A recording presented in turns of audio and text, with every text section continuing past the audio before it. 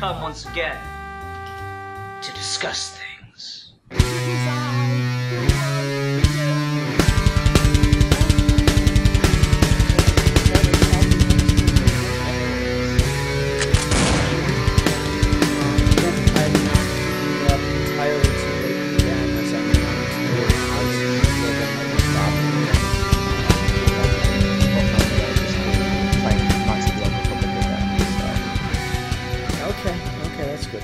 On that note, hi everyone, welcome to another episode of Geeky Gentleman. I am Sid Partu. Joining me today is the most delicious Geeky Gentleman, Ruben Board, aka the Comics Kid 2099, and back yet again is the pestering fan who wormed his way into my heart and made it onto the show, Alfie, aka Brit Without Fear. Thank you very much.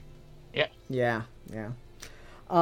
Ruben picked our topic today, and apparently Ruben works for WatchMojo.com. Because he picked another list video. So I'm going to say this as we start this episode. No more lists for a while. Dang it. We're going to have to come up with something different. I know, right? So what is the list that we'll be doing today? We will be talking about our favorite comic book writers. Yes, and as with any Geeky Gentleman top 10 list, it's not actually a top 10. It's each of our top 3 plus an honorable mention. So it kind of works its way out to being a top 10. Mm-hmm. So, yeah, that's what we got. Who wants to start us off with their honorable mention?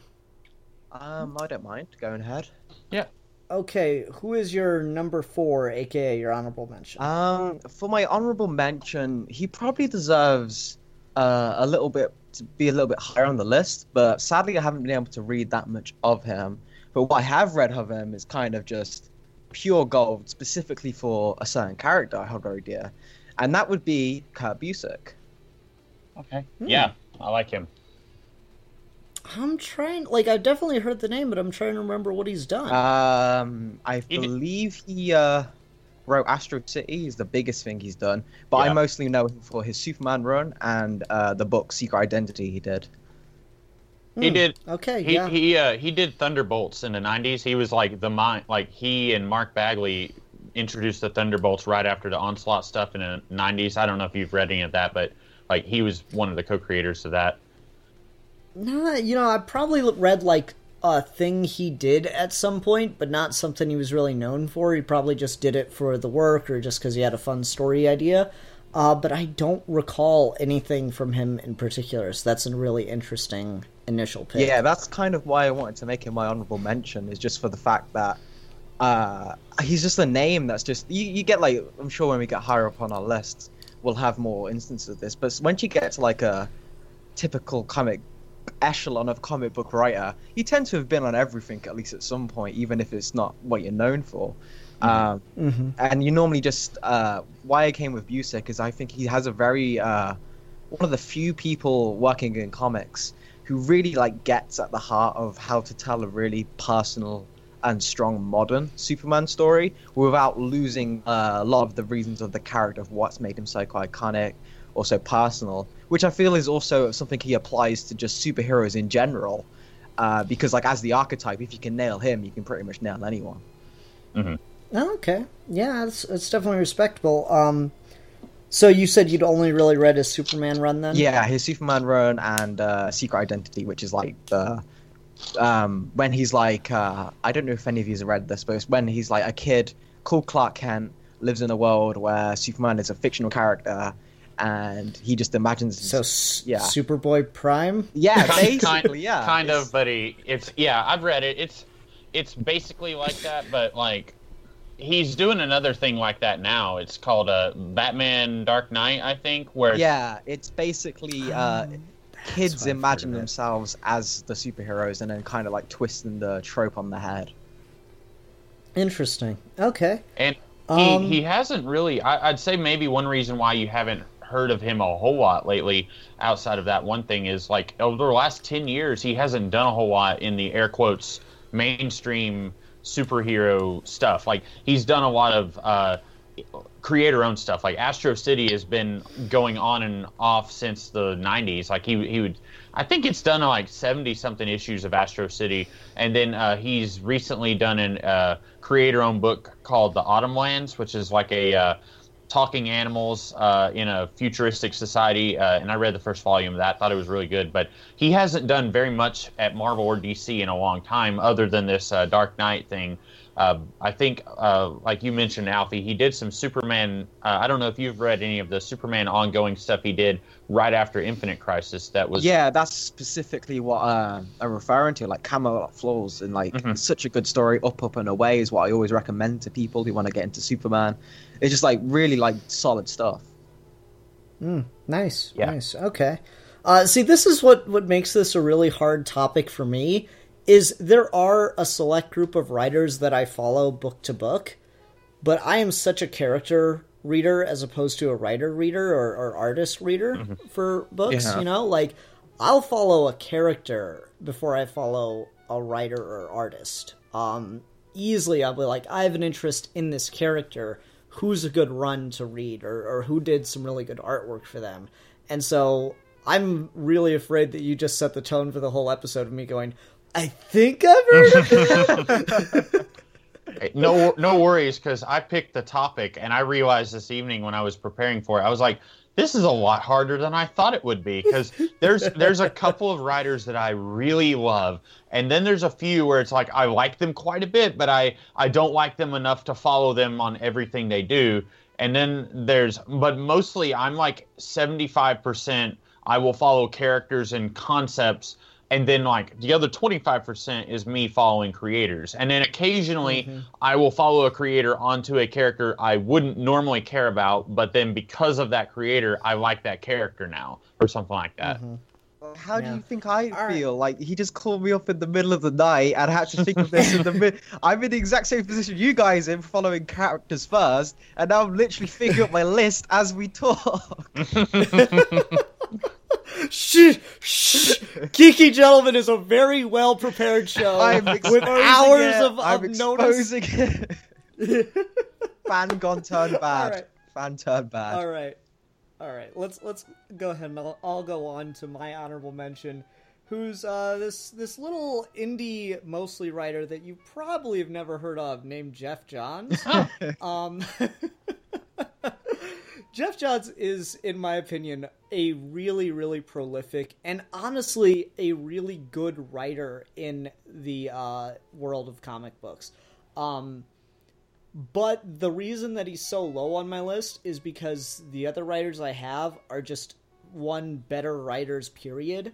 Because I think Jeff Johns is more of an ideas guy and a character guy, not necessarily a... something I look for in writers is really strong metaphors and stuff like that. Metaphor and allegory and all that jazz. I can't get enough of it. And Jeff Johns, he's okay at it, but it's not his expertise. But then the other reason that Jeff Johns is pretty low is I feel like he is a guy that is doing too much at once at any given time.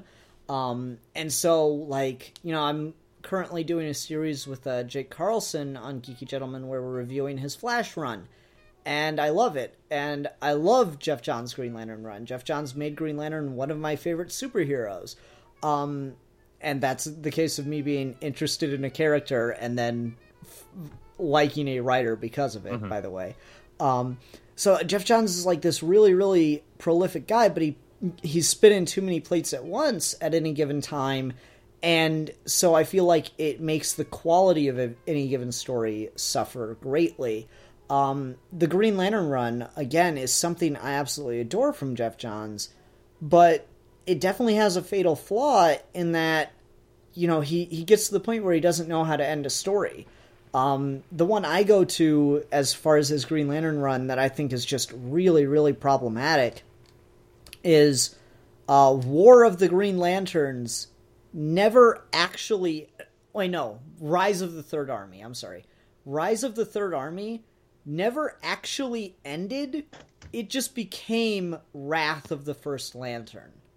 Like, all throughout the Rise of the Third Army, they're setting up the First Lantern, and then right at the proper climax of Rise of the Third Army, the First Lantern comes in and, like, resets everything. And so it's a really, really underwhelming conclusion to that story arc. And again, he has that problem all over his run, where he just has a really, really hard time letting a story end without just making it a small part of the even bigger thing. And I think that's just generally a problem he has as a writer. But at the same time, he's a really good writer in other ways, though. There are moments in stories that I absolutely love.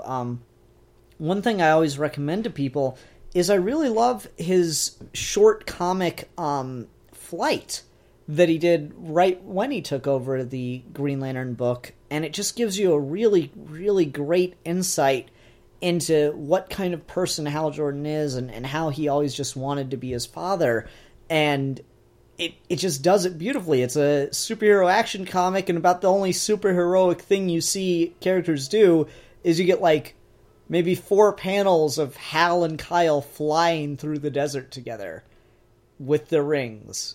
That's about the most, crazy superpowered thing ever. In that whole book. And it's like not even a full comic. It was just a backup to Secret Files and Origins back when they were doing that. And I love it. It's one of my favorite Green Lantern stories because it's just so personal. And I think Jeff Johns is a very talented writer for those reasons. But unfortunately, yeah, he's this high up on my list because he's got a lot of flaws. Yeah, definitely. I agree with... I feel like he's so talented at just... I think his number one skill is being able to, like you say, get to the heart of a character. Like, whenever he really gets someone, boy howdy, he will make them... You will get them as well after just one issue with him. But the problem is, he's really good at doing the, like the classic big moment reveal, like the big twist at the end of a story. Except I think he kind of realized that he's good at that, and then over and over and over and over and over again, he needs to have the mic drop. And it's kind of... He was a talent that I feel like has just kind of been overworked and over-specialized until the point is where he's got to... He's still putting out good stuff, but I do kind of feel like he hasn't lived up to the potential he otherwise might have had if he didn't, like, kind of spread himself so thin. That's what I think too. I think he's really good at coming up with great concepts for characters to deal with. Again, it was sitting around, obviously too obvious for any other high and mighty writer to touch with Green Lantern, to give us red lanterns and purple lanterns and yellow lanterns, and he did it, and it was amazing. And it's not just because he touched the concept. He really thought it through and did some great stuff with it. And so I think he's a really good character guy, and he's a really good concept or plot guy.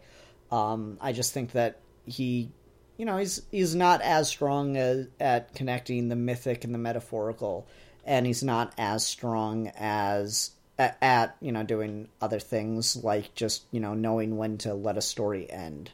He relies a little too much on the anticipation. Yeah, I'm kind of on the fence on Jeff Johns. Sometimes I like what I read from him. Sometimes I'm just like, no thanks. He did Batman Earth 1, right? Yeah. Yep. I liked those volumes quite a bit. He was at the same time that Kurt Busiek was doing Superman After Infinite Crisis. Jeff Johns was also he would do an arc, and then like a little bit later he'd do an arc, and he did a few around the same time. I think he did a couple of them co-written with Richard Donner, actually, who directed the first 2 Superman movies. But he did one arc that I absolutely love. It was Superman and the Legion of Superheroes, which I liked it because I'm a big fan of the Legion, and I'm just perpetually disappointed that they're not more of a thing in the DC universe today. But I liked it. Preach. Yeah. Louder. Say it louder, please. Yeah. But that arc also is just fantastic, just because, like, well, not to spoil it too much, but they depower Superman for a good chunk of that arc, and it really gets the character of Superman, like what you guys were saying. Like, he can't rely on his powers in that arc, and so he has to rely on himself as a person, and it's just a fantastic story. And I think, kind of going on what you guys said about how he's really good on the big ideas, Jeff Johns, you could put him on the most reviled, disliked character ever, and suddenly Booster Gold. Yeah, and suddenly everyone in the planet would would be like, "Yep, I'm all for it." Like I can't think of I don't know. No, it's exactly what he did with Booster Gold. Although like everyone treated. I like Booster because of the 1980s Justice League lineup, but I don't know if he was disliked. Maybe he was. No, people thought of Booster Gold as like a complete joke, as a nobody, and Jeff Johns came on and made Booster Gold really interesting. And so yeah, you're definitely onto something. He can really revitalize characters. This is going to sound like sacrilege to you, Ian, but I know a lot of people thought about Howard Jordan that way before Johns came on it. Yeah, easily. I'm still not a Hal Jordan fan, but like before Jeff Johns, like Green Lantern was a title in the DC universe. Now it's like a multi-title franchise because of Jeff Johns. Like before him, it was just one part of the DC universe. Then it was like he comes along and does like these huge arcs that are like shaking the DC universe, and suddenly it's like we'll get multiple Green Lantern titles in a family. Mm-hmm. Yeah. It's definitely really impressive work. Okay, Ruben, what's your number 4? My number 4, I actually just altered my list just a second ago. My number 4, I am going with Keith Giffen, who doesn't do a whole lot now, and when he does, he's kind of like flies under the radar, and not a lot of people notice him. But I'm a huge fan of stuff from like the older years, like the 1970s and 80s. I'm a big fan of comics from that time period, and he, along with J.M. DeMatteis, he co-wrote Justice League right after the Legends crossover, and this is known as the Bwahaha Justice League, or the sitcom era for the Justice League, with Booster Gold, Blue Beetle, Black Canary, Martian Manhunter, Guy Gardner. This is one of my favorite Justice League runs, my second favorite era for the team, and they really made it work. Like before reading this, if you had told me like there's a funny version of the Justice League, like primarily a sitcom, it's not even like 70% action and with a little bit of jokes, it's like mostly a comedy, I would have said, and they say like they did that and it worked, I would have said, no, you're crazy. But they really made it work. And it was really a situation of synergy going on. Like, it wasn't just Keith Giffen, but I knew I wasn't allowed to pick multiple people here. But the artist, Kevin McGuire, really made it work. His co-writer, J.M. DeMatteis, who is normally not known for funny stuff. Like, J.M. DeMatteis does a lot of, like, really heavy spiritual, philosophical stuff. Yeah, his Spider-Man stuff, had, like, some light moments, but it was never, like, comedy. Mm-hmm. And J.M. DeMatteis did a Dr. Fate run around the same time that's also really good, but it's got some comedy, but not overall a comedy book. But like Keith Giffen, I think, was kind of the comedic voice there, and he's known as one of the co-creators of Lobo, I think, and so that might tell you something. I'm not a huge Lobo fan, but he also, speaking of the Legion of Superheroes, he did a really well-known run in the late 80s, early 90s called the 5 Years Later run, where just like that series started, where it's like 5 years into the future of the typical Legion time period, where like everything has been shaken up, like the team is disbanded, they're just coming off of a big war, and like all the characters are in different situations and different status quos, and like it's really heavy, not in the sense of like the tone, like it's really difficult to read, but it's just like very dense. Like you have to reread issues a few times before you're like, okay, I kind of get what's going on. And part of that is like there's so many characters in the Legion anyway, and when you're throwing everyone into a brand new status quo, it can be a little bit difficult to swallow it, but that is one of the best, like widely regarded as one of the best eras for the Legion. But he has done some stuff nowadays. Like he was one of the guys on 52, which was one of DC's first attempts at a weekly series, and one of my favorite weekly series. I'd say one of the best ones I can think of off the top of my head. But he was not one of the main writers. He has written stuff, but in that case, he was kind of there helping coordinate the artists on that. But he was kind of an idea man behind that series also. But kind of underappreciated today, I think, but still doing stuff every now and then. Like several years ago, about 10 years ago, he was kind of behind the relaunch of Marvel's cosmic stuff. Like the Guardians of the Galaxy team that was set in the present day. I think he was kind of one of the guys who was kind of pushing that whenever it was first getting started. Oh, cool. I think I've heard that before. I don't want to be wrong about that, but I'm pretty sure that's correct. Oh, interesting. I wish I had more to say, but literally none of that. I don't know this guy. Mm-hmm. Everything you're talking about, I'm sure I've read something by him at some point, but nothing that comes to mind. Yeah, it's unfortunate. I'm kind of in the same boat as you, Ian. It's just the moment you said the Booster Gold comedy Justice League team up, though, it just reminded me of my only real experience with that lineup with Justice League was in the Marvel versus DC crossover, where like the Justice League gets like a vision of all these different time periods, and then Batman sees that time period, and he's just like, huh. That's great.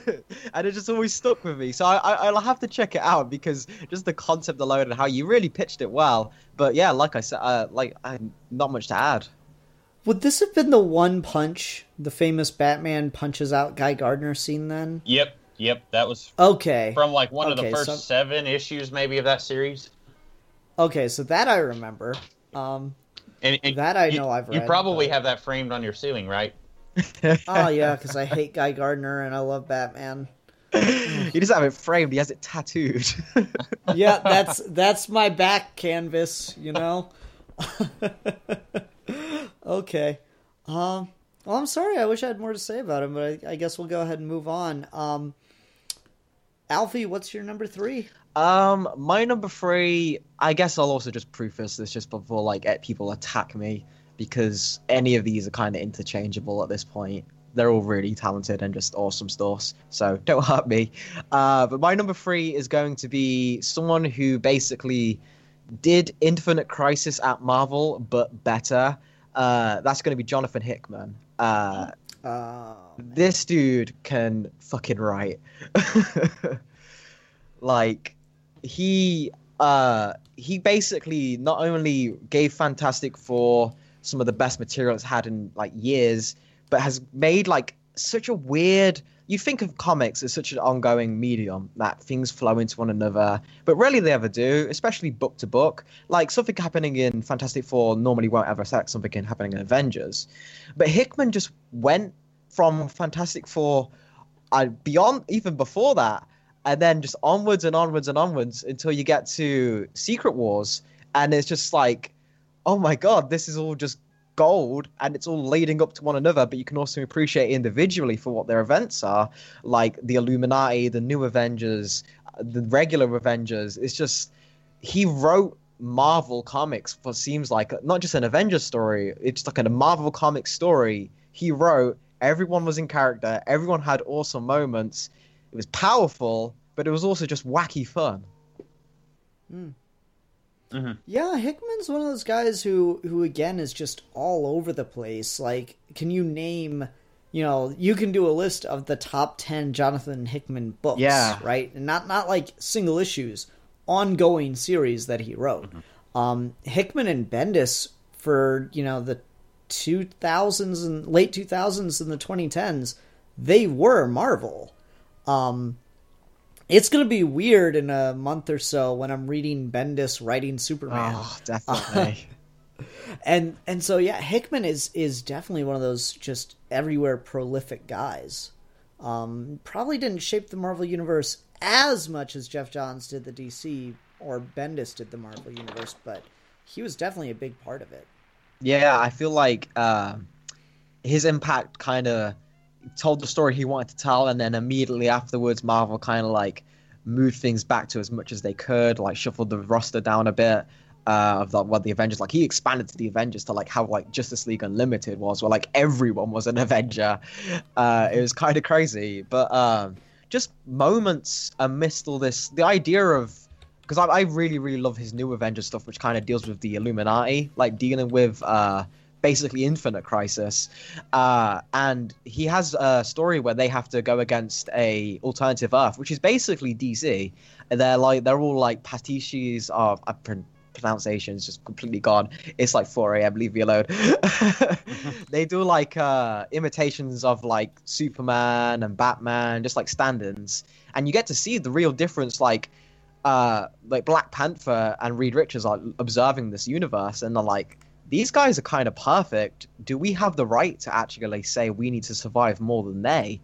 And it's like kind of this idea of gods versus humans who have to make hard decisions, which isn't always Marvel and DC, but it's like the most general like term we see between them. And then moments like T'Challa telling his father that he can't be a king anymore because he will not destroy a planet. It's just a line he can't cross. And then Namor does it anyway, and it's just like this whole like you get to see like all these characters make moral compromises, and he writes it so well. It makes you love everyone, but also makes you feel scared for everyone. It also makes you feel like terrified for everyone. And he's just kind of so versatile. As like even just aside from, I'm talking a lot about his Avengers run, but just individual stories he can do. Like you can say Jonathan Hickman on insert character here, and most people will be down for it. Like his Hawkeye run, like that's almost like that, and Mark Waid's Daredevil kind of like made Marvel what it is since the 2010s. Like that's the mold they followed. Yeah, Hickman is one of those guys who's really versatile. I also like some of his creator-owned stuff. I didn't care for Manhattan Projects very much, just because, I don't know, something about the whole premise didn't really click with me. But The Red Wing was just like a 4-issue series, and it's just, I have a thing for time travel, and it was cool. It's just randomly like, okay, generic space battle, all of a sudden big flash of light, and now they're flying space fighters around dinosaurs, and that's just, I'm there, baby.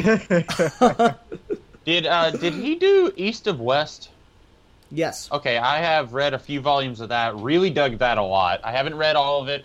I read the first volume of Manhattan Projects, and I didn't really care for it either. I couldn't really put my finger on why I didn't like it.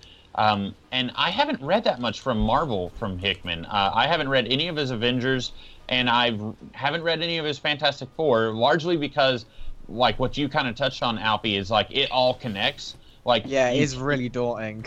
So yeah, it's so much, and I did read a few volumes of Secret Warriors, which, if I'm not mistaken, he kind of co-wrote that with Bendis, and it didn't really do anything for me either. I think of the 3 volumes I read, I really liked one of the volumes, but I was just kind of like, like it's okay, but it wasn't really my thing. But he's kind of, I think he's more hit or miss with me, but I really like East of West, and like I would just recommend that to anybody who is willing to read something like without even telling them anything about it. I would say, oh, you've never read East of West? You need to read it right now. Like I don't even need to know anything about you. You just need to read it. Like I love that series. Okay. All right. Mind if we go ahead and move on to my number 3 then? Sure. Okay. My number 3 is someone who I talk about all the time, but it's not nearly enough. Margaret Bennett. I adore what Margaret Bennett's been doing. I started picking up DC Bombshells with issue 1, and God, I've never jumped on a book and loved it so much. It's just great. And then she's on Batwoman right now for DC 2. And just this week, Bombshells and Batwoman came out, and they were both equally brilliant in completely different ways. And it's great. She's also known for a lot more, or for some silly stuff. I believe she does a Gem and the Holograms book, if I'm not mistaken, and Josie and the Pussycats. I'm pretty sure both of those, if I might be wrong on Gem, though. And then she's also doing Sheena for Dynamite, which is kind of like a female Tarzan kind of character. And I read the first issue of Sheena, and it just didn't quite grab me because I wasn't super interested in the character, though I do think Bennett created a really interesting premise. But my God, I just love the shit out of Bombshells. It's like she's writing it for me in a way, which is weird because I know as a straight man, I'm so not her target audience. But it's just, oh man, there's so many moments. Like, I dig the shit out of a good soapbox. Like, I love when superheroes just get on a soapbox and have a nice nice moral lecture. And when I see people on the internet say, oh, I don't mind politics and comics, I just don't want it to be a soapbox, I'm like, no, fuck you, soapboxes are the best. Soapboxes mean you are getting exactly what the message is meant to be. There's no room for you to fuck it up with your stupid monkey brain. And she's so good at delivering epic-ass soapbox speeches that are just so fucking cool. And she does, like I was talking about Jeff Johns, like he's a good on character and plot, but he's a little shaky on the mythic and the metaphorical, and Bennett is not. Bennett knocks that shit out of the park, and I love it. Again, I'm just going to talk about an issue that just came out, Bombshells, that just hit this week. I want to say it's 13 or something. That book was beautiful, and it's the War Bond story arc that'll probably be easier for people to track down. There's this whole running line throughout that story about myths surrounding a red thread, and she has Kate Kane take apart a baseball for the red thread in it, and like the red thread connects people together, and it's just this really, really beautiful narrative device that works perfectly in the story, and it talks about like all these legends of a red thread connecting the hearts of two soulmates, and a red thread being the thing that the fates cut to end a life because we are not able to decide when someone should go. That decision is out of our hands. And it all connects back to her version of Jason Todd, and it's so good. I scream at people every week on comic reviews that you should be reading Bombshells, and now so I'm going to scream it at you on Geeky Gentleman. You should fucking be reading Bombshells because it's so beautiful. That and Batwoman, equally as good in a completely different way. Again, the notion of an underlying thread of metaphor, using Kate Kane in that book as a metaphor, or as a person dealing with addiction and how addiction rules her life, and then using the mantle of the bat to take the character out of addiction and to properly sober her up. It's beautiful. It's just these really, really complicated and wonderfully built and structured stories that she's capable of spinning, and it's just hella fun. She apparently wrote some X-Men, though I don't know like how much. I just from looking at what she's done some Kitty Pryde stuff. Okay, that's probably it then, because there's this really great page from a speech that I believe it was Colossus giving to Kitty Pryde, of Colossus telling Kitty Pryde, don't joke about some people shouldn't be able to have children. And he just gives this epic-ass soapbox speech about the consequences of thinking like that. And it's woke as fuck. And I love it. It perfectly embraces the politics and doesn't forget to have fun. Everything I've read with her does a lot of that, and I just adore it. She's one of those people who, I'm not going to read every single thing she writes, but if I have even a passing interest in the character, I'm definitely willing to give it at least a shot. She is just absolutely incredible. One of my favorite writers working right now. And I love the work she's doing. Unfortunately, I've read some things she's done. I haven't really been a fan of anything I've read from her. Well, of the things I've read, the best thing she did, I think, was Volume 1 of Batwoman from Rebirth. But with that, I went back after I read the Volume 1 from Rebirth. I read the first volume featuring Kate Kane from before Rebirth, and I feel like spoilers for the Rebirth Batwoman stuff, but I really didn't like that she turned Kate Kane's dad into a villain, because I really liked the relationship that she had with her dad before Rebirth, and I feel like that kind of spoiled that relationship in the Margaret Bennett stuff. I think that's Tynion, because she co-wrote the first arc of Rebirth with Tynion, and I think that built into his run. Okay. And so then she also, that's probably what that part comes from. and it's possible that all the stuff that I've read from her is just like, well, that could be someone else's fault, because she also was one of the people behind Earth 2 World's End, which was a weekly series that was absolutely horrible. It was by far one of the worst books I've ever read, and there was a bunch of people involved with that. There was even somebody that probably explains it. Like, yeah, too many cooks in the kitchen or something like that. And it was just like so much happening at once. Like, it's a weekly series, and those almost never work out. Like, you look at all the weekly series that DC has done, more often than not, they're just complete failures. But like, that was one that, like, I saw her name on it, and then I saw names on it that I was surprised to see on that book. But she also, you mentioned X-Men earlier. She did one of the when Secret Wars was going on, and there was like 5 billion tie-in minis. She did one called Years of Future Past, and that, as far as I know, is the only X-Men thing she did, although I'm not as up on the X-Men as I used to be. But that was one where, and at first I thought that you were talking about that speech, Ian, but it may have been a different one, because I didn't really like that story either. And then at one point you turn the page, and I'm not kidding, it's like 400,000 words in this huge speech, and I just skipped that page. Like, I'm fine with. I'm fine two with types of people in the world, folks. Yep. I mean, you can throw a speech at me, but I need to be able to actually read it. And like, no, it was too much of a speech for me. No, I mean, I'll agree. I think that as much as I like her soapboxing, I do think that she may use it as a bit of a crutch too much.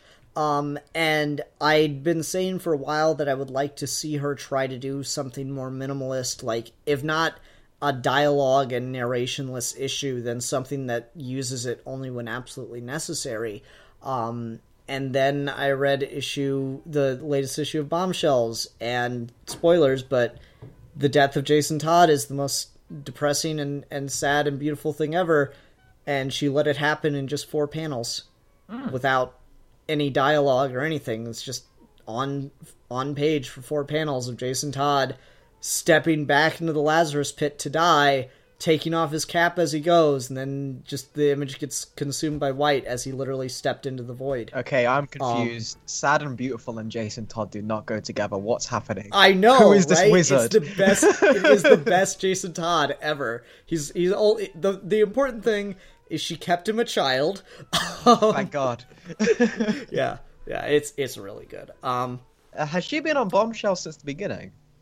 Yeah, it's literally only been Margaret Bennett. And maybe that's the thing that impressed me so much about her, is Bombshells, like, I can see the fun in trying to design the DC superheroines in, 1940s pinup girl style things like that I can see the artistic fun in trying to do, because the 40s have a very particular aesthetic. But the way that whole statue line and variant covers thing came out, it had the potential to just be really, ooh, pretty lady. And so putting Margaret Bennett on it, and she makes just everybody is gay. And that's really enjoyable, too. Just randomly. Like, it doesn't even mean anything. They're just gay. It's great. Like, to just throw that in, and it's fun, and it's enjoyable, and it makes the outfits just part of the charm and the fun. And the only thing I have to compare it to is, what's it called? Darwin Cook, Justice League. New Frontier. New Frontier. That's the only thing that I can have to compare it to. I'll have to definitely just from because I actually haven't read Enlisted. Bombshells.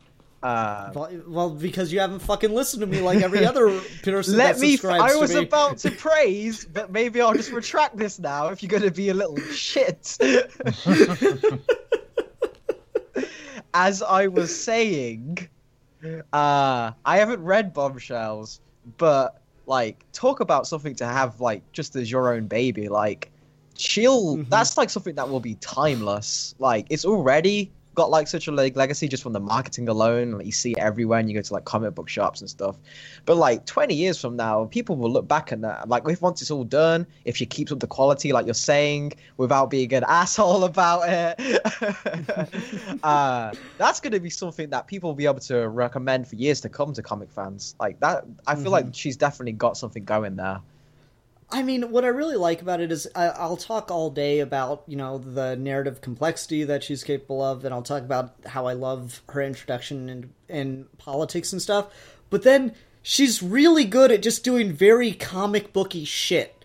Like, there's this whole arc with Vixen in Zambia in the DC universe in Bombshells, and there's a Nazi Megazord. There's a Megazord that is being piloted by a Nazi. That's what it is. It's like a robot made of different animal robots combined together. It's a Thanagarian Nazi Megazord.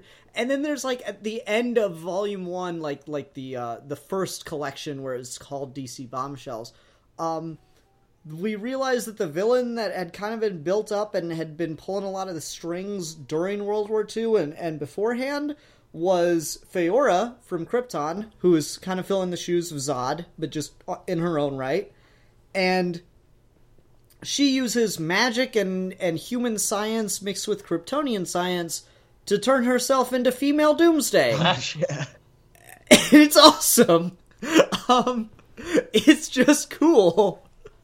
So I cannot talk about nearly enough about how much I love Margaret Bennett's Bombshells run, and it is it's a beautiful thing. It's a beautiful, beautiful thing. Anyway. Who is it? Is it Ruben's number 3? We're 40 minutes in. We're still on the number 3 shit. I believe it is my turn. This is one that he kind of just blew up on the scene relatively recently. When I say that, it was like 2010-ish. But Cullen Bunn is a guy who, for the longest time, I only knew him from an indie series called The Sixth Gun, which is a supernatural Western series that is kind of like the Lord of the Rings. They're trying to destroy this evil weapon that can be used to destroy the world, except that there's cowboys and there's a whole lot of mythology to it. There's like probably 10 volumes of this series in all, if you count like side storylines and prequels and stuff. I haven't finished reading the series, but I've read over half of it, and it is incredibly good. But he is really just, after The Sixth Gun, he just kind of blew up all over the place. He did a Sinestro series. I think he did another Green Lantern and a miniseries that I haven't read, Lost Army. I have it, but haven't read it yet. He did a Magneto series that I read the first volume for, and it was incredibly good. He has been in one way or another on the X-Men for like 5 years now. Like he did that Magneto series, and then that led into a very brief Uncanny X-Men run after Secret Wars, and then that led into X-Men Blue, which I've been just firmly against the original time traveling X-Men being into present day since that happened. But he has made it a little bit more palpable because he's a good writer, and I really like a lot of what he's doing. He's just really good at that classic comic book, like seed a storyline and then let it simmer in the background for like 10 or 15 issues, and then he'll bring it back. And that's something that'll be coming up later on in my list. But he's just really good at that. I think the closest I've come to just not liking something that he read was Spider-Man Season 1. And I think the reason for that, I heard an interview with him where he said that he had some ideas for that, and Marvel just straight up told him, no, we want you to kind of stick with the origin material. And I think that really held him back there, which is weird because you look at all of the Season 1 books, and there's some of them that are very much origin material, and then there's some of them that are like completely not like in the Marvel universe. Like he wanted to do some really weird stuff from what I understand, and I would have been interested in that. But they told him no. But then you look at something like Fantastic Four Season 1, which is not set in the Marvel Universe and cannot possibly be. So I think that I'm willing to bet that that was not entirely his fault and that he was, doing his best with what he was allowed to do there. But everything else that I've read from him, I've really enjoyed quite a bit. Okay. I've read a little bit of Cullen Bunn every now and again, and I think he's one of those guys who's very talented and has his fingers in a lot of pots, but I've never liked anything I've read from him. I read his Sinestro run, and I think he wrote Sinestro reasonably well. Like, I remember this moment in Godhead where Sinestro had just gotten control back of his core, but it'd been polluted with just anybody was allowed to join. And so as a tactic against the New Gods, he just kamikazed a bunch of his army to thin the herd. And, like, that was a really cool Sinestro thing, but it didn't, I don't know, just something about that book never connected with me. I never thought he was really getting Sinestro 100% right for me. And maybe that's just too high a standard to hold him to, but I don't know. And then I know I think he finished up the Venom book with Flash Thompson. Yeah, and that was just like, because I was a really big fan of that series, but when he took over, it did kind of lose a lot of its luster, and that's when a lot of people did start dropping off, which is a shame because like the series started so well, and he's not like a bad writer, but I think it's just he couldn't hook people the same way. All right, that's unfortunate because I think he's got like good skills, but I don't know, he's just yet to really nail something for me, you know.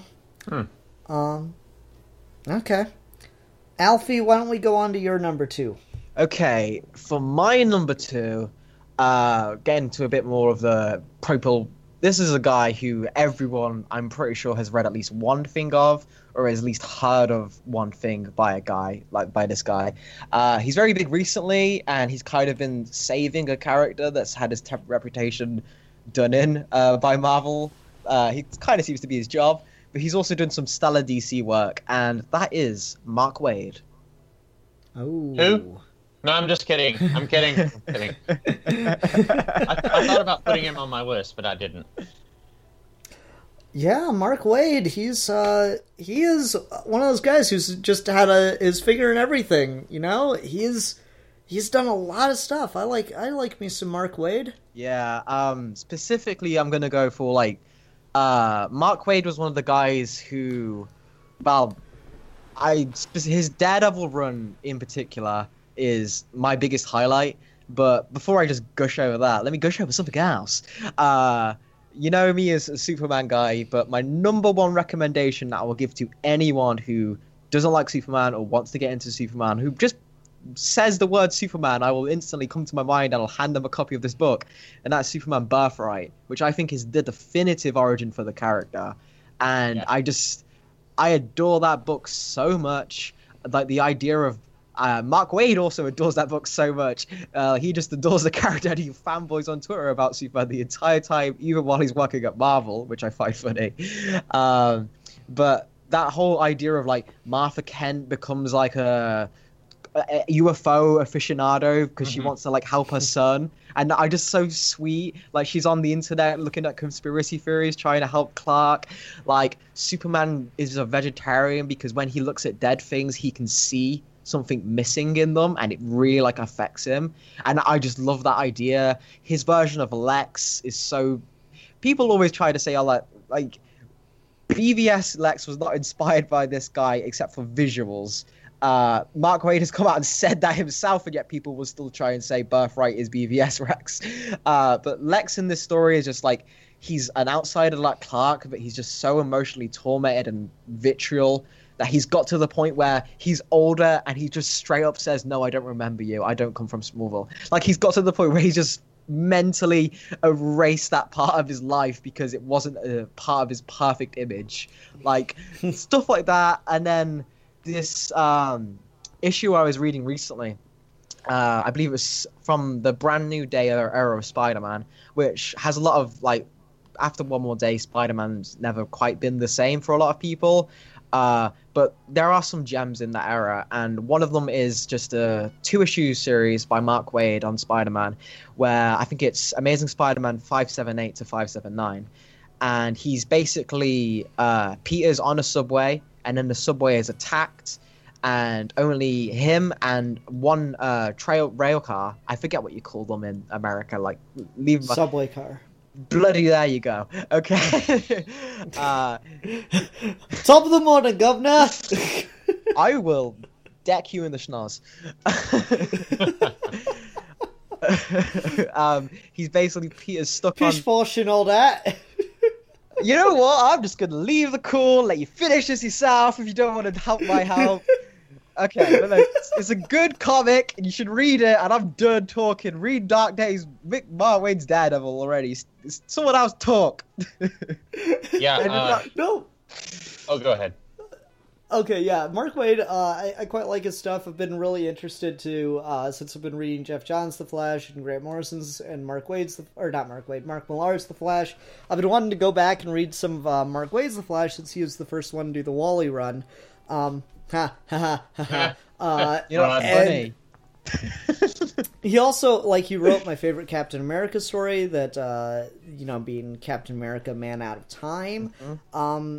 I really like Mark Waid. He is a very versatile, very clever guy, and his Captain America run right now that's currently going is just good. It's not great. It's not going to change your life, but after Secret Empire, it's just good. Well, it's early still, right? So he could he could still it might get better. I haven't read it, but it's only been a few issues, right? On this new run. Yeah, he's on less than 5 issues in, I think. Yeah, it feels like I believe that they said, it's at least implied that Waid and Samney on the book to kind of just fill it in before a new creative team comes in, so they're just having fun with the character for a bit before they get back to the heavy stuff, because they want to it's a palate cleanser. That's a shame, because I mean, you could get anyone to be a palate cleanser. If you're gonna get Mark Waid and Chris Samney, they could really tear it up on that book. They could really. I mean, Mark Waid. I mean, I think the latest issue is pretty good too. Yeah, but I think you are right though, Ruben, because after the Daredevil run, they have kind of just been on a victory lap. They've just been saying, "Look, we're really good at this. Look how good we are at this." But they never had that quite oomph that they had before when they were at their peak. Which isn't a bad thing. It's just it would be cool to see them maybe work with different creative teams again, and then maybe come back as a unknown character that they want to. Mm-hmm. Yeah. Waid is he's really good. He did Kingdom Come. That's one of the best graphic novels of all time. It's a really solid Superman story.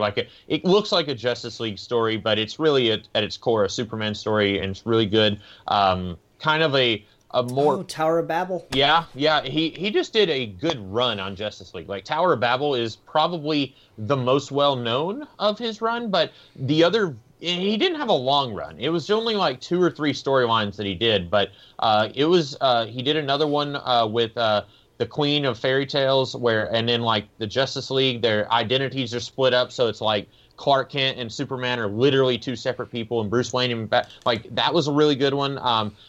It's a really it's only I think 3 trade paperbacks. There's Terra Incognita.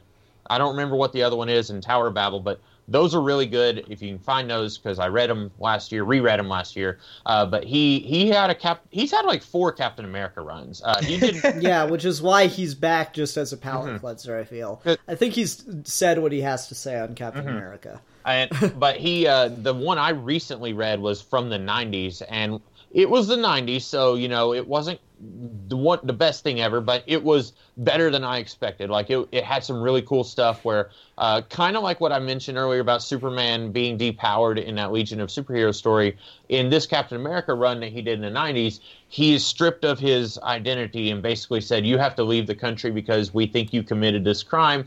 And then he still is having to fight for what he believes in, but he's having to do it kind of behind the scenes in a little bit more of a shady way. It's really interesting stuff. So yeah, he's even, in the 90s, working in that era of Marvel where you just look at it and you're like, ooh, this doesn't look good. It was still, above average. So he's done some really good stuff over the years. Irredeemable. I don't know if you've read it, Alfie, but it's kind of like a dark Superman. Irredeemable is... I'll let you finish. Well, I've only read a few volumes, 2 or 3 volumes, but I like what I've read so far. Oh, okay. I finished the whole story, and Irredeemable is just... it made me appreciate it's not about Superman, but it's like it made me appreciate the character a lot more. You used to get these stories a lot where people say like, oh, you get the typical evil Superman, like Injustice is the most popular, but literally every Justice League run seems to have a story where Superman gets mind controlled or something and fights someone. Like, it's just like an easy way for people who don't really know how to write Superman, or even people who do want to write Superman being lazy. But this is more so like, no, if you weren't Clark Kent, if you weren't that very specific guy with that very specific worldview and those very specific morals, how would you even cope being Superman? Like, and then just like showing the descent of like how a well-meaning guy, just after event after event after event, after having this kind of power, becomes irredeemable. Like, I won't say anything else because I don't want to spoil it for anyone, especially for you if you're actually reading it, because shit gets real if it's not already real. But it's good stuff, okay. Yeah. All right. Well, go ahead and move on to my number 2 then. Now, all of you light your ceremonial candles and drop to your knees as we begin our prayer. Tom King. Tom King. Blessed be he. So Tom King just really started getting into writing comics in the mainstream, and literally everything he touches seems to be turning to gold. Like, I love Kyle Rayner as a character, and Tom King came on and wrote Omega Men, and I don't like what that story does to Kyle Rayner, but I will not sit here and try to deny that that is really, really good storytelling.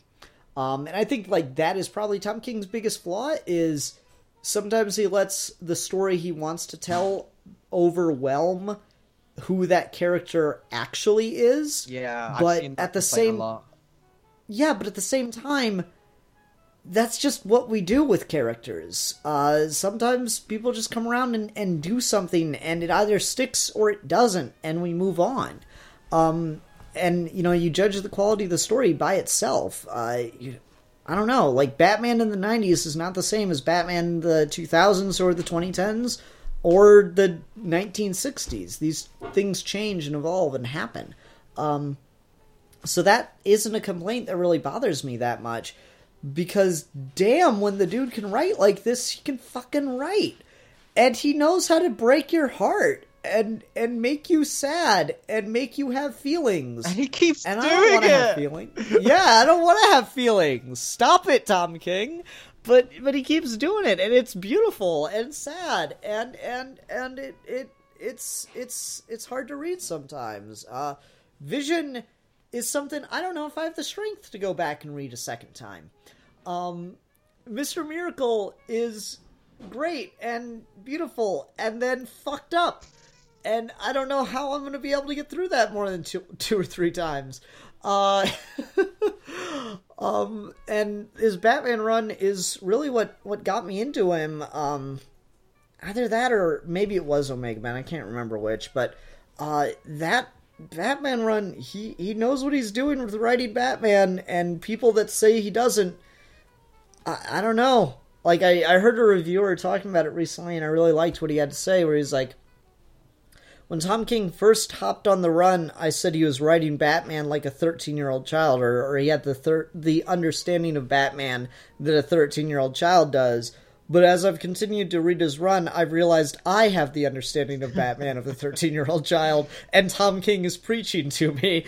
And I'm just like, yes, thank you. Tom King will slowly convert you over time with his adorable Twitter antics, and that's great. I love Tom King. Tom King is just a really, really strong writer. Minimalism in a lot of his dialogue. He's a big fan of repeated dialogue, which is just a trick that I love. What's a good example of that? Kubo and the Two Strings did the repeated dialogue, really, really well. And I'm such a sucker for that. And Tom King does it left and right, and I fucking love it. It's great. It's such a unique thing, because people repeat themselves all the time. And if you don't believe me, then you should really understand that people repeat themselves all the time. And if I haven't mentioned it, people repeat themselves all the time. So anyway, yeah. Wait. I Did love you Tom did you King. say that people repeat themselves all the time? No, he said that people repeat Perhaps. themselves all the time. Yeah. Perhaps. I don't know. Ruben, you're the dissenting opinion on of the Church of Tom King. I haven't read that much from him. I've only read the first volume of Batman Rebirth, and I just didn't really dig it. I think maybe it's one of those things where he has this really long, like 50-issue arc that's like just this huge, gigantic story over his entire run, and I read like a chapter of it, and so it would be like reading the first chapter of a novel and then trying to just judge the novel based on that chapter. Like, I feel like that's maybe what's happening, because there's a lot of stuff that was like setting up the Suicide Squad crossover in that arc that I read, and a lot of it, it's been a little while since I read it, but it just wasn't doing anything for me. I have not read Omega Men. I have not read The Vision or Mr. Miracle. I want to read Mr. Miracle, but I'm waiting for the big hardcover that's going to come out. But with the Batman thing, I may just need to reread that volume and see if it's doing something that I just wasn't picking up on the first time. I think it probably was, because I've heard a lot of people, complain about Tom King and say, like, a lot of this stuff doesn't make sense, and I think it is a very dense book. Like, his dialogue is very minimalistic, and he doesn't hold your hand, which a lot of the Snyder fan base was used to at that point. But, like, he really, really just packs a lot into the way in which the story is structured. He's a big fan of using the panels to actually convey information. And so, like, the example I go to a lot that Steve pointed out for me and I really appreciate is in the I Am Suicide arc, there's like a 3-panel sequence where Bruce is looking over Gotham Girl in his family bed, and then he looks at a painting of his mother and father, and then he, like, looks, essentially back to her with determination. And then, like, the next sequence is him telling Alfred that he's going to go through with this plan, and Alfred tells him that this plan is madness and suicide. So it's like, we get this whole, Batman would never do something this reckless and ridiculous from fans, but, like, your whole justification for it was just there in 3 to 4 panels. And I don't know, man, it's beautiful. I love stuff like that. War of Jokes and Riddles is really good. I can't get enough of some Tom King. Okay. I'll probably reread that volume that I have and see. I think I remember really not liking, like, what's his face? The Psycho Pirate just kind of like shows up, and he's like the catalyst for all of the stuff that goes on in that volume, but he's barely like.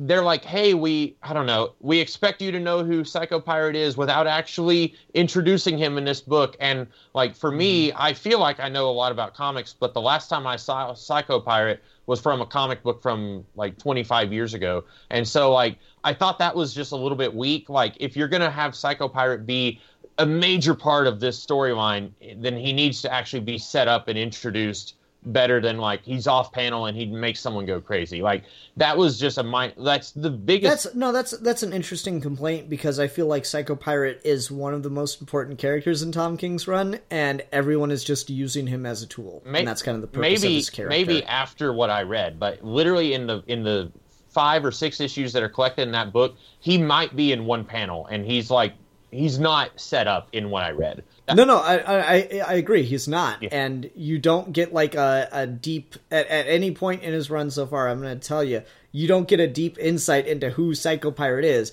Everyone is using him as a tool, and that's kind of the purpose of his character. And that would be... I'd be fine with that. I just like, hey, guys, this is Psycho Pirate. He makes people go crazy.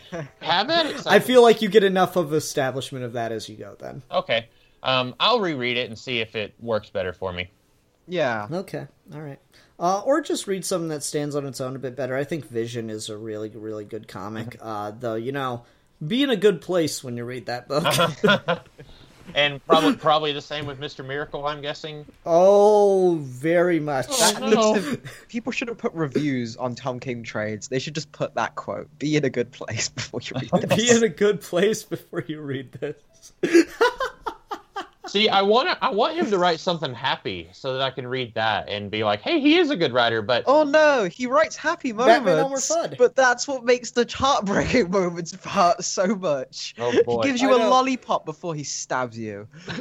Yeah, Batman Elmer Fudd. Go read Batman Elmer Fudd. That's got like a happy-ish feel to it, and then it's also sad.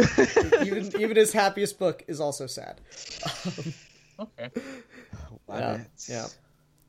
Oh man, Alfie, anything you want to say about Tom King? Before we go on? I mean, like, if you want to just listen to any single one of either Ian's podcasts or my podcast, it's just all we do is just whenever we mention Tom King, we just praise him left and right. He's just the man gets comics. The man gets how to make good comics, and then the man is also probably just improving on how to make comics. Like me and my friend Matt have a running gag that Tom King is just Grant Morrison's disciple, and he's getting progressively bolder as he embraces his new role.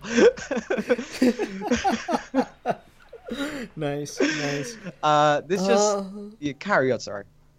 Oh no, I was gonna. If you got something else to say, it's fine. Nah, I'll just be repeating what was already gone. Okay. Then who is your number 2? My number 2 would probably have to be. Wait, wouldn't this be number 1? Yeah, it's my turn to do number 2. Yeah. Oh, sorry, Ruben. That's Sorry, I fucked up. What's your number 2? My Ruben? number 2 is Jason Aaron. Thanks. I haven't read everything that he's done, but what I have... That would literally be impossible. Right. He's done a lot. I was just looking at it, and it's like, he's done a lot of stuff. But what I've read, I really liked. And a lot of what he's written, I want to check out. I just haven't. Limited time and funds and that sort of thing. But he did a 8 or 9 volume run on Wolverine and the X-Men several years ago, which was really good. Like, one of the top 5 X-Men runs for me. I think it's just very awesome. He also did a Spider-Man Wolverine team-up where they're just jumping around throughout time, and that was really fun and also kind of important if you want to read his Wolverine and the X-Men run. But he also did a very brief Hulk run, which I know a lot of people I know a lot of Hulk fans who are just like, anytime a new creative team comes on Hulk, they're always kind of like on the fence about it. But I remember really liking Jason Aaron's Hulk run. It starts off a little weak, but by the time you get to, it was only 2 trade paperbacks. By the time you get to the second half of his run, basically, I'm going to, small spoilers, but Bruce Banner is the bad guy of the book, and Hulk is the one you're following him. And the title of that arc was Stay Angry. And so Hulk is trying to stay angry so that if he calms down, Bruce Banner's going to do something stupid that's going to put Hulk in hot water when he wakes up and he's Hulk again. And so it's kind of like Quantum Leap, where he wakes up and then he's in some bad situation that Bruce put him in. And it's just really fun. Like, there's one issue where Hulk is on a space station with these super soldier kids who were descended from some other super soldier kids. It's like a combination of Orson Scott Card and Mad Max, and it's like set on a space station. It's really fun. There's just a lot of really great stuff in that Hulk run and that Wolverine and the X-Men run. He's been working on Thor for like 6 or 7 years now, like a while. Mm-hmm. I only read the first volume of his Thor run, really liked it, and I just haven't got the rest of his run. But I've been keeping current with that specifically out of everything you said. Mm-hmm.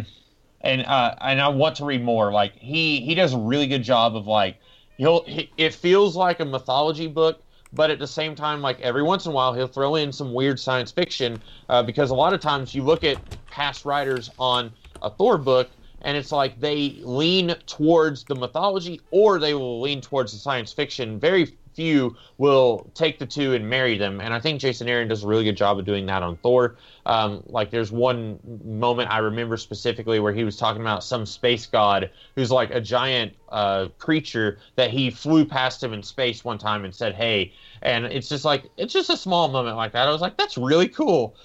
He's done just all sorts of stuff, and I really want to check out his Scalped from, I believe, Vertigo, and that ran for a crazy long amount of time, but that's something I'm very interested in checking out and just haven't read any of it.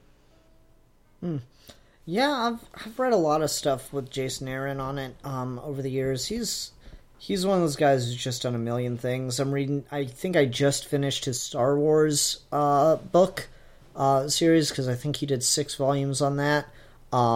That's a really good, series overall. It's like he's having fun with it, which is nice, since I feel like Disney won't let the comics do anything of consequence. Yeah. With the characters, so he's at least just making it fun and enjoyable, and so I'll read like a volume and I'll get a kick out of it, and he's introduced some characters that I like. Like, I just think Gracchus the Hutt is a really interesting idea, wherein you've got like a Hutt who's fucking strong, and that can actually be terrifying, and he walks around on all these mechanical spider legs, and that's cool.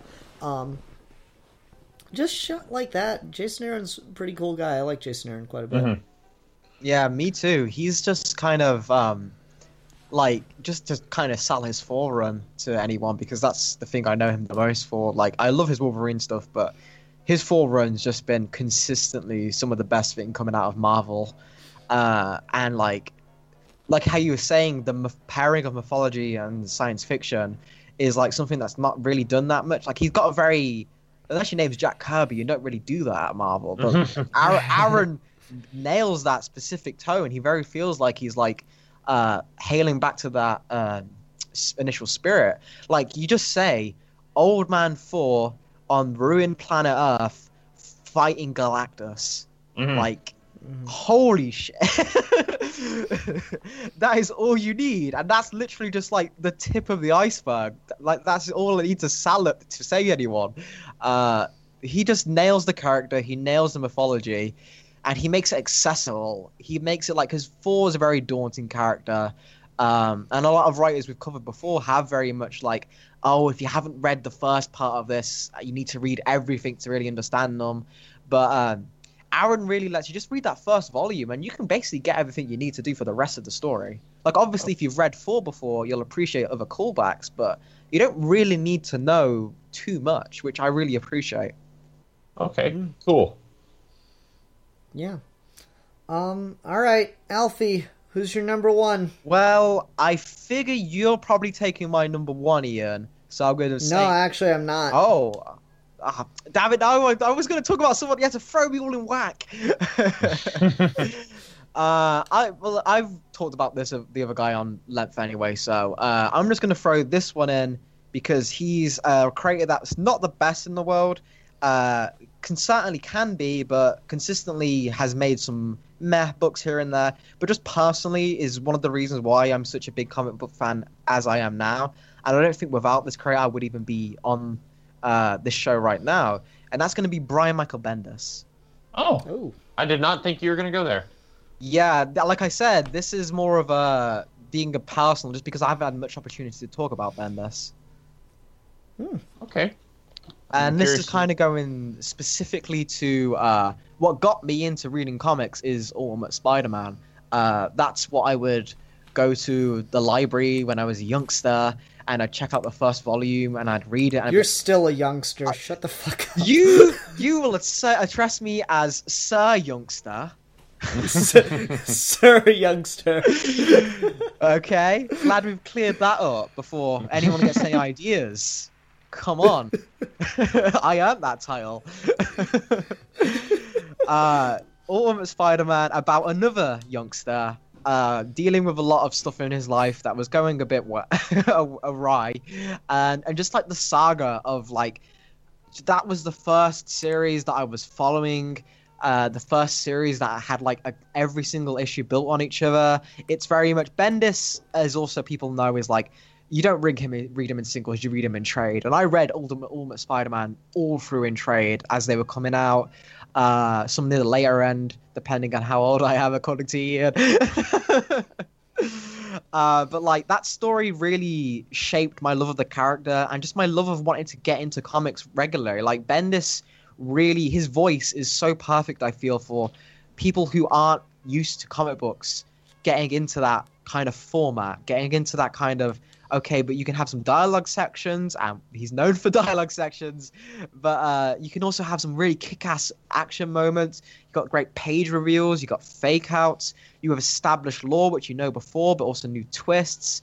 And I feel like that's the book that got me into comics and made me really appreciate it. And I will absolutely love Ultimate Spider-Man.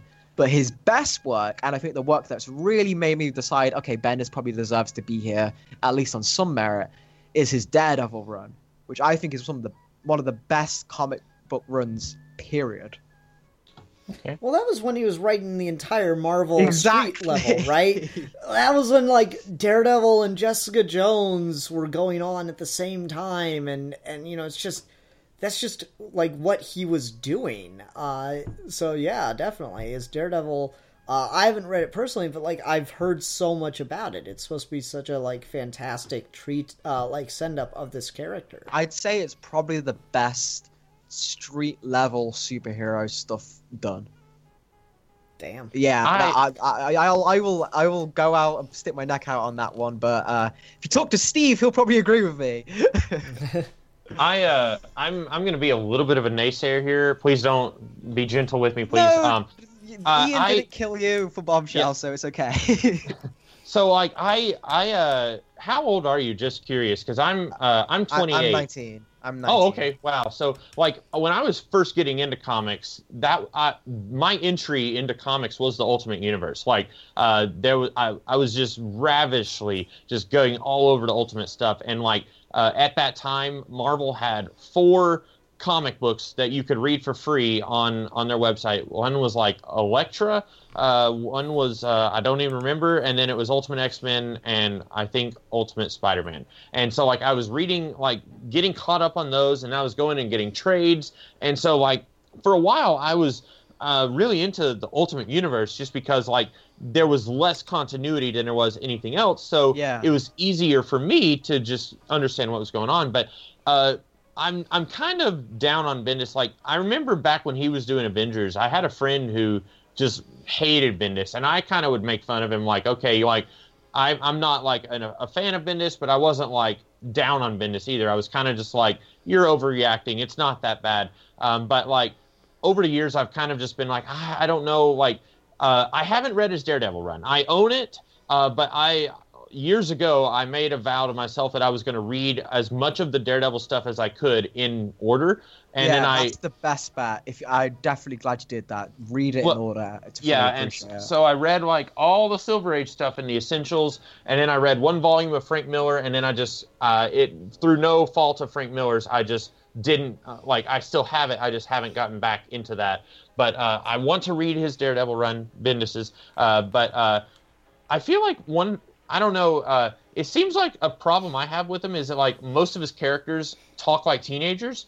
Like if you read like Powers, which is supposed to be like a police book, like these adult characters talk with like teenage slang, and it's hard for me to like put an example to it. But because like Ultimate Spider-Man, it makes sense because Peter and Mary Jane are teenagers. But then like even All New X-Men, which I didn't like the idea of taking these Silver Age characters with no continuity attached to them and bringing them into the present day and keeping them there. I didn't like that, but at least they are teenagers, so it makes sense that they would have that teenage dialect also. But like if you have a book like Secret War that he did, where it seemed like adult agents of S.H.I.E.L.D. are talking like teenagers and stuff like that, I don't know. Like I'm just kind of being a fuddy-duddy. I can understand why once upon a time... You just aged like another 5 years with that word. You're not helping the gap here, buddy. I'm like Clark in Superman when he said he was swell. That's me. Yeah. Well, we're all old chums here, so don't worry. Yeah. I just aged me 40 years.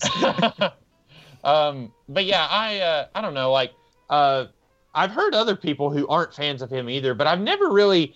Like a lot of other people who have complaints about him, their complaints are not my complaints. I don't really see. Yeah, I'm listening to you, and I don't see it because I think Bendis is really, really good at dialogue. Yeah. I think that he's got really quick, nice, fast dialogue, and I feel like Manos tells this joke, and Manos is 10 times funnier than I'll ever be. at certain points, you're just reading like a conversation book, but people are wearing capes. When Bendis writes Marvel, sometimes like you'll be on book and it'll just be a bunch of talking, and I don't feel like that characters are talking like teenagers. Okay.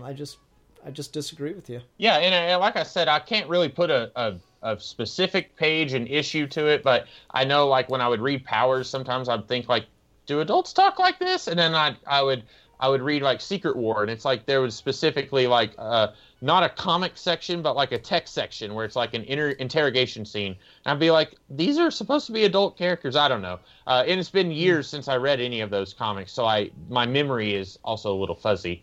It is a complaint I've heard before, so it's not completely unfounded. So like I can see where you're coming from with some stuff, but I just feel from what I've read with his Jessica Jones stuff.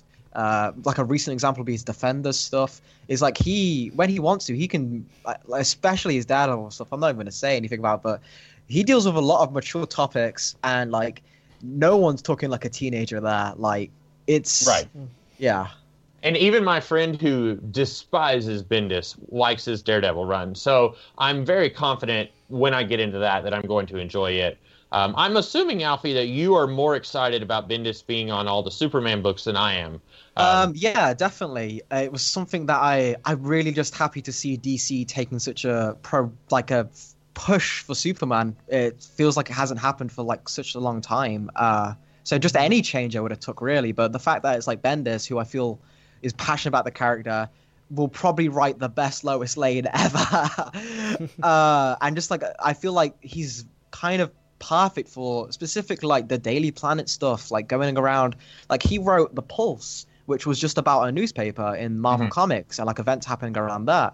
And I feel like that's just perfect if you pair that with Superman, and then the wacky like cosmic adventure stuff he can do as well because he's been on Avengers for so long. So yeah, I'm over the moon to just see Bendis on it. I hope it's going to be like a life-changing experience for me, but even if it's just good, I'll take it because Superman is a very character that I judge very harshly, probably too harshly, but I'm just so glad to see so much exposure around it. But I can see why you would be like not so thrilled about it.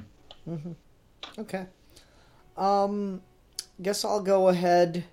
And so, Ruben, if you don't pick him for your number one, I don't know what we're going to do. I'm going to have to rename the video, but whatever. So, my number one is, unsurprisingly, Neil Gaiman. Oh. Neil Gaiman, like, I don't even feel like it's fair to talk about Neil Gaiman in this, because as much as I love a bunch of these other guys and gals, since I'm the only one that has a woman on his list. We're all sexist confirmed. Yeah. Like, as much as I love a lot of these other writers, Neil Gaiman is easily, like, if I only get to pick one comic book to, like, throw in the artistic community's face and say, this is literature, you slobs, it's gonna be Sandman. Like, everyone talks about fucking Alan Moore and Watchmen and Frank Miller and Dark Knight Returns and stuff. No. It's Sandman. Sandman is the bridge. Watchmen is the deconstruction of the superhero. Frank Miller's Dark Knight Returns is the gritification of the superhero. Sandman is literature. Sandman is genius, and like literally anything I read from Neil Gaiman just brings me to tears. It doesn't matter what it is. Like, what was it? Superman, Green Lantern, Legend of the Green Flame is like this really weird story that was meant to take place in the DC universe like 10 years before it came out. But then they were like, no, we're doing these mandate things, and so we're going to throw away a Neil Gaiman script because we're fucking idiots. And then like 10 years later, they're like, all right, fuck it, let's just publish this shit. Let's just do it. We found the Gaiman script. Let's just do it. And so they publish a script, and it's just like, there's a scene of Superman in hell. And Superman is moved to tears and paralyzed because he's just seen so much suffering and pain. And that's a beautiful fucking moment. Yeah. Whatever happened to the Cape Crusader blows completely blows Alan Moore's Whatever Happened to the Man of the Tomorrow out of the water, and I will fight anyone who tells me differently. I think you're right, yeah, definitely. And I'm a much bigger Superman fan than I am a Batman fan, and I will concede that. Yeah. No, I love Neil Gaiman. He does just amazing work. It's absolutely incredible. And he is truly, like, you know, obviously he does novel writing too, which a lot of these other writers do. But obviously he's known, I think, more widely for his sci-fi and fantasy writing. But, guys, he's a comic book guy through and through to me. He made his name in comics, and I think that's where it really belongs, in the comic book royalty, the British invasion of the 1980s, if you will. Yeah. So you owe me everything. I'm a huge... Give me Neil Gaiman's autograph, and I'll owe you everything. I'm a huge fan of that British invasion. Like I like Alan Moore more than Ian does, and we talked about that last week. But I like Grant Morrison, which he's another part of that trifecta. But like Neil Gaiman, I am a little disappointed that it seems to me like once he became really popular, he moved to to novels, and he doesn't do a whole lot in comics nowadays. Like, the only things I can think of in the last 15 years he's done in comics was 1602 and an Eternals miniseries. And I've read both of them, and I thought they were both really good, but they don't hold a candle to what he did in the 80s, like with the Sandman. And I've loved the Sandman. 90s. Well, late 80s, right? Didn't it start in the late 80s? 89. Oh, okay. Wow, I thought it started earlier than that. Okay. No, I'm pretty sure. Yeah, you're probably right. Because I only just recently reread Volume 1, and then before that, I had read the whole run when I was in high school. But have you heard the story where he was talking about the Midsummer Night's Dream issue won an award for Best Short Story? And he called, and then after, the next day, they changed the rules so that a comic book could not win. And he compared that to, it's like if your horse escapes, and not only do you close the stable, but it's like your horse escapes, wins the Kentucky Derby, and then you close the stable. And I was thinking, that is harsh, but that is so true. There's such a stigma, and I can't help but think that probably had a big bearing on him. I'm going to move to novels. I'm going to write Coraline and American Gods, and I'm going to do all this air quotes literature that people in the secular world will actually recognize as literature. And I feel like that's maybe why he's moved away from comic books, because there's such a stigma, even though he's an incredibly good comic book writer. Yeah, what I think it is part of that, and just in general, now he gets to do comics when he wants to, which is the best part, which is probably the best way to do it, to be able to go do comics when you've got a story to tell. And he still comes back every now and again, and he still does some genre stuff here and there. So, I'm okay with that. But yeah, Neil Gaiman is a beautiful, beautiful writer. I love everything Neil Gaiman's done. It's just beautiful, Yeah, I agree. I think as well, part of the reason why we haven't seen so much of him in comics as maybe we'd like to is because Gaiman's one of those writers, like you say, with Grant Morrison. And I put Tom King up there as well, like Alan Moore. These are guys who understand how comics work so well. I feel like Gaiman's just kind of if I have a story, I want it to be a story I could only tell in a comic book. So that's why he does novels and stuff with his other ideas. Is because I think he genuinely, I don't think he has this idea of, oh, comic books aren't actual literature, so I won't be appreciated if I just do them, because otherwise he would have made that comment about the racial. I feel like because that's where he comes from, and he always talks about comics with such high regard. I think it's more just so if I have a story, I want it to be a story that can only be told the best way in a comic book. So I agree with Ian, where he does it when he wants to, he does it when he feels he needs to. And that's probably what makes Whatever Happened to the Cape Crusaders such a great comic. You read that, and it is just this beautiful send-off and love letter to Batman. Yeah. And it's gorgeous. And I love it because I love it, and I love Neil Gaiman. Yeah. He's good. And I don't know Neil Gaiman. I've never seen him say anything I was just kind of thinking that, That's the other thing. He's not a dick face. You'll notice Alan Moore isn't even anywhere near my list. That's because he's a dick face. Neil Gaiman and all my other guys and gals are not dick faces. He has a dick faces behind his beard. Some eldritch horror. Yeah. Okay. Ruben, I swear, if your number one isn't who I think it is, I'm going to have to retitle the video. So who's your number one? Well, here's the thing. I thought one of you guys was going to say Grant Morrison. So I took him off my list earlier because my number one is actually Chris Claremont.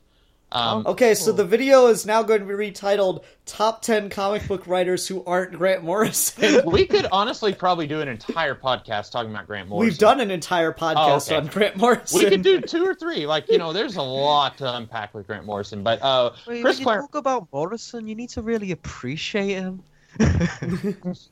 Yeah. Grant Morrison is my second favorite, but the only reason I took him off the list during the video was because I was pretty sure one of you guys would do it. I'm kind of surprised, though, the way this went. But well, like I said, you can have Tom King or you can have Grant Morrison. You can't have both. And then I said Tom King, and then no one else said Grant Morrison. Morrison was going to be my number one, but like I said, I chose specifically to talk about someone else because if anyone, I'd only be repeating the words, lesser words of greater men of who'd already talk about Grant Morrison on here. I didn't want to sully the name. Don't sully the name of Grant Morrison. Exactly. Because he lives near me, so he can kick my ass. Well, Grant, if you're listening, this is no offense to you. He's very up there. He's it's neck and neck with Chris Claremont. Because with Chris Claremont, I'm a huge X-Men fan. I have been for pretty much my whole life. And Chris Claremont made the X-Men the popular franchise that it is. He was on the book for 16 years, started in 1975 and then left the book in 1991. And if he had had his way, he would have stayed on even longer. But Marvel was kind of giving him the cold shoulder, and it was just a lot of weird stuff going on. But he has had some stinkers stories, and especially after 1991, his writing ability kind of declined. And if you look at anything he's written, especially since the 2000s, he's not as good as he once was. But he was a master of you know what? He knew he was on the X-Men for the long haul, so he would set up a plot point, and then it might be 40 issues before he picks up that plot point, and he would be rotating characters in and out, and was somehow able to juggle all of this masterfully. And sometimes, there would be a story that wasn't very good, even in that 16-year period. There are some stories there that I don't like, but he does a really good job of just building this gigantic pillar of the Marvel Universe that before he came on board, nobody cared about the X-Men. X-Men was just a C-list title. It was not one of the ones that people cared about. He made it what it was. And I feel like he does a really good job of doing that soap opera writing where he's just keeping things going. He'll answer some questions and then set up new questions. And he does a really good job of okay, this character's been in a book for a while, so now I'm going to rotate them out, and I'm going to bring in some new characters. And I may bring this character back later, but right now, they've been in the spotlight for a while, so let's shake it up a little bit. He's just great. I think if I was a writer, Chris Claremont would be the guy that I'd be just literally just highlighting passages in comic books, just looking at what he does and absorbing it into my psyche. He's my favorite. Okay. No, I mean that's fair. That's a great argument for him. I don't know, man. I don't think I've read anything from him though. I've definitely heard the name, but nothing comes to mind for me. I'm just having that all over again. Yeah. You know? Oh, that's fair. Because he, like I said, X-Men, 16 years of it. If you haven't read anything from 75 to 91 from the X-Men, then you probably he hasn't done a lot outside of X-Men. He did a couple of indie books in the 80s, some fantasy stories. I think if you've ever heard of the Warwick Davis movie Willow from the 80s, it's basically Lord of the Rings, but like with a different name. He wrote some novels, co-wrote them with George Lucas, set in that Willow world, but I haven't read those. But I don't think he's done anything at DC, and I know you're more of a DC guy, Ian, except he did one series at DC that lasted like 7 issues. It was called Sovereign 7, and it was basically, like, he said in an interview once, he thought that series was going to be going for like 150 issues, and it lasted like 6 or 7 issues. It was just a new superhero team. They were all aliens from other dimensions, and it was interesting, but it was very 90s. But I mean, he was doing the best he could with it, but that was the only thing he's done at DC. And for the most part, he's made his name on doing X-Men stuff. In the 70s, he did some more stuff, like he did Carol Danvers. He's kind of responsible for her being like an actual character. So like, if we're excited for that Captain Marvel movie, we have him to thank for that largely. But he did like Spider-Woman in the 70s. Like he did some non-X-Men stuff back then, but mostly he's an X-Men guy. Okay, fair enough. Just feel bad we're not talking about Morrison. Well, like, Ruben, I believe it's my turn to transform into the fuddy-duddy. This is my type of revenge. I really don't like Claremont's X-Men. The idea that you said of like perfecting the soap opera storytelling, never done it for me. I don't like that style of comics. It's not what I go for issues.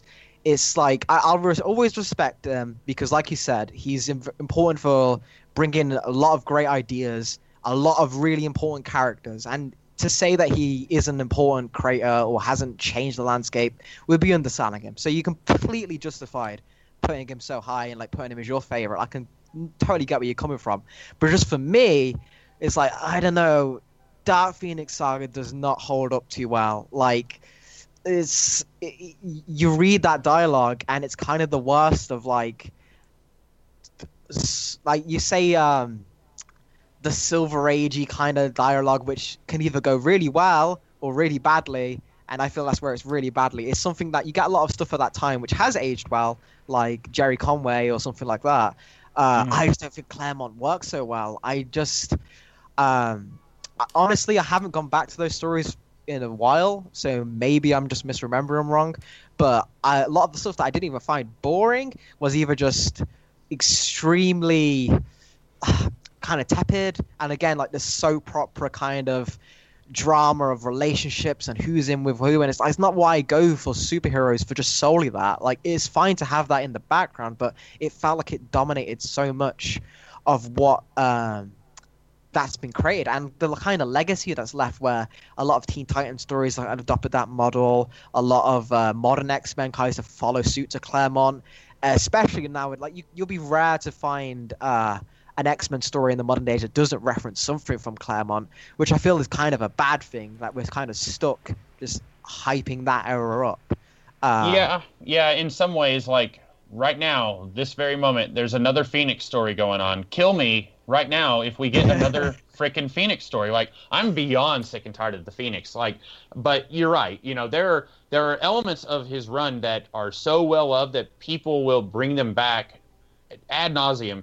And I think it's also a situation like you were saying that like the Teen Titans kind of followed that model, and they definitely did. Marv Wolfman and George Perez in the 80s, and that's another run that I really like a lot. But I think it didn't work as well. Like, they were trying to do the Claremont thing. Even like at first they said they weren't trying to do it, and then with the Judas contract, they were very purposely parodying Kitty Pryde with Tara. But I think they didn't do it. They didn't handle it as well. They didn't juggle it quite as well as I feel like Claremont did. But I can understand if you said like it's a taste thing, because I've seen people who will point out different air quotes Claremontisms, and like he has his own set of characters that he loves and no one else loves, and like there are certain things that will keep showing up in his writing where it's like characters will say something, like they will say something in another language and then they will repeat it in English. Like they'll say aloha, hello,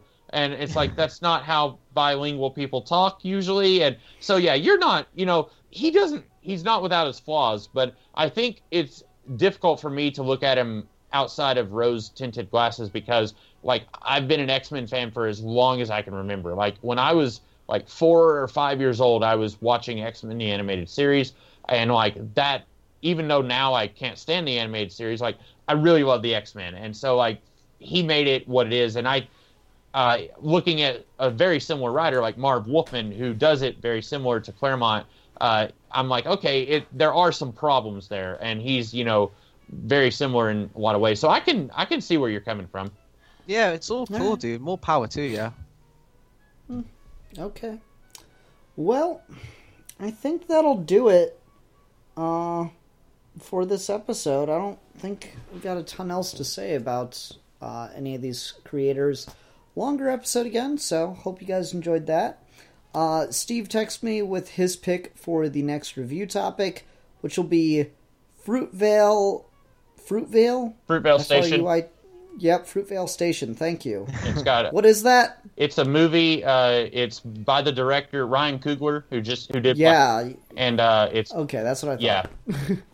Yeah, because he said, since we're in a Black Panther mood, let's talk about Fruitvale Station. I'm like, sure. I know what that means. So that should be fun. See you guys there next week. Everyone, thanks very much for watching. Until next time, I'm the Philosopher. And I'm the Comics Kid 2099. And I'm just a Brit without fear. And we are your geeky gentlemen. And we will be discussing things.